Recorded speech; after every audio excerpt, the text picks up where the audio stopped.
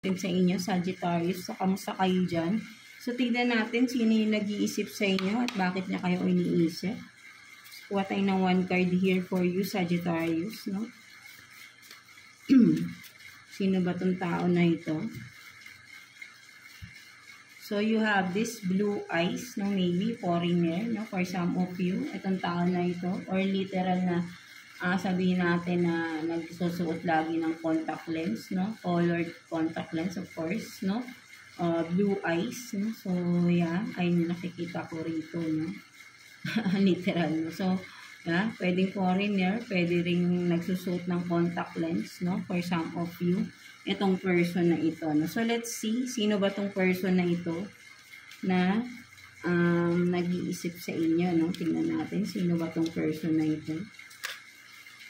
For Sagittarius.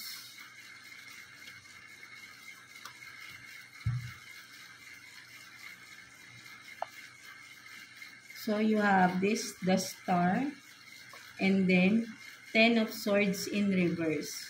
No, so ang nakikita ako rito, Sag, no, ang nag-iisip sa inyo, no, itong this person, no, ito yung sabihin natin na with the 10 of swords in reverse, no,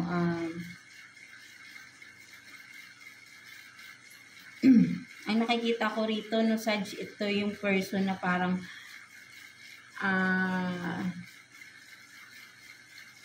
may nakukuha kasi ko rito, no, parang ang nakikita ko rito is ikaw yung nang-betray sa tao na ito, no, Sag, no, with the star here, no, this person is full of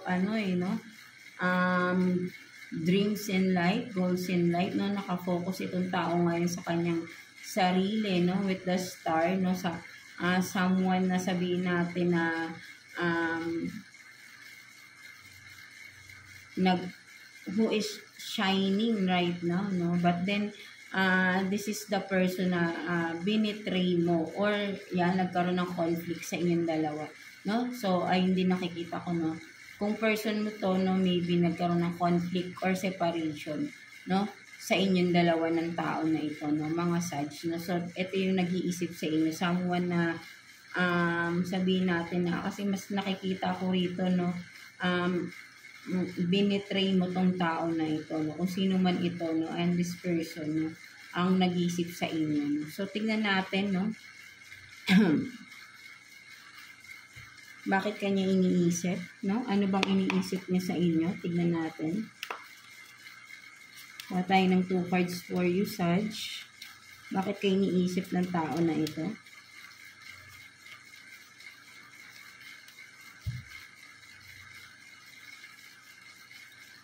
So, you have this, the hangman in reverse, and then Knight of Pentacles in reverse. So, ang nakikita ko dito, no, kaya niya kayo iniisip, mga Sag, no? So, parang ang nakikita ko dito, no,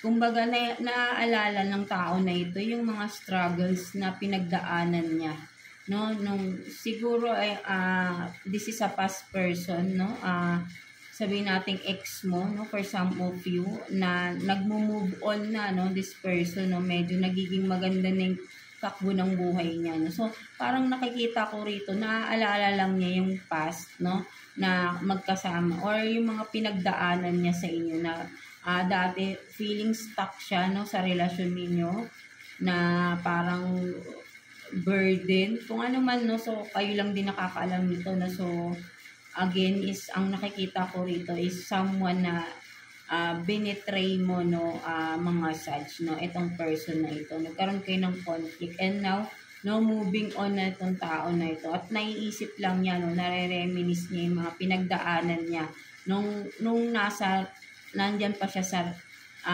nasa relasyon, yung magka-relasyon pa kayo, no? Something like that, no? So, naiaalala lang niya, that's why naiisip ka niya, no? Mga Sag, no? Naiisip lang niya yung mga struggles, mga missed opportunities niya, no? Nung panahon na magkasama pa kayo, no? And now, no, pinupursue niya yung mga dreams niya na hindi natuloy or tinutuloy niya yung mga dreams niya na